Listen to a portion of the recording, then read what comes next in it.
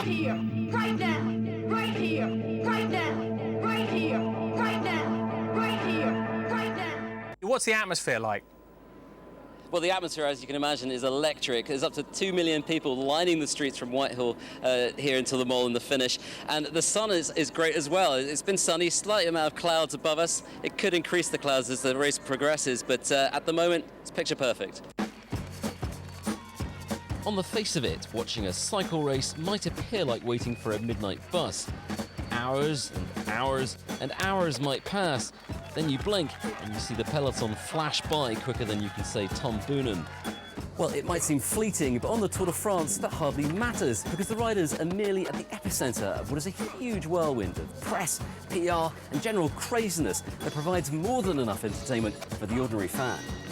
Now, as cyclists aren't permitted to draft behind other riders, reducing the amount of drag for the cyclist and the bicycle is critical. So, we've got some low-down bars, time trial bars here, which provide absolute stability for the rider as well.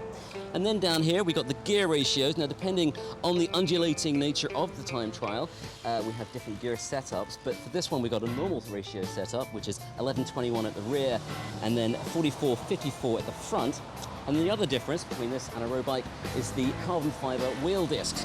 And this also provides that extra edge against the wind.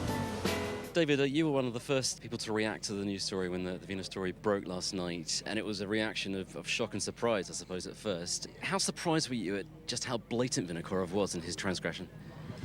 Well, I mean, I think the blatancy probably came through complacency and just stupidity and an error by somebody, you know?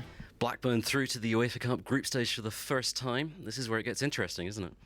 Yeah, well, we've put one thing to bed.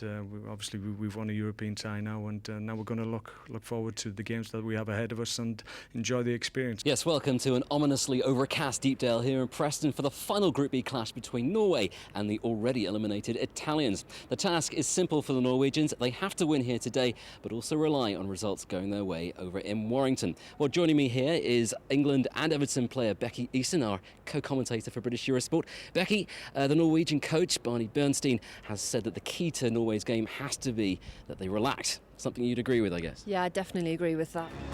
And Andrew Botros, in his first ever appearance, has won the London Marathon 2003 in a sensational time.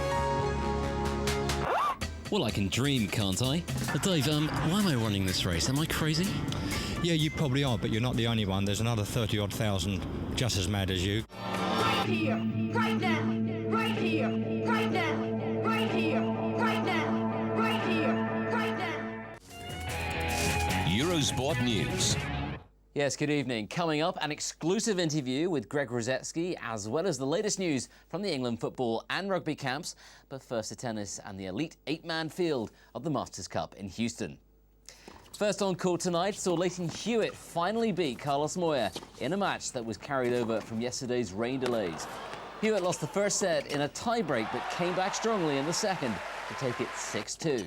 And he served out the match 3 games later to win it 6-4 in the third. So Hewitt through, and in just under 2.5 hours' time, it's a turn of Tim Henman to open his campaign in Houston up against world number 2, Andy Roddick. Andy Botros has the news from the women's draw.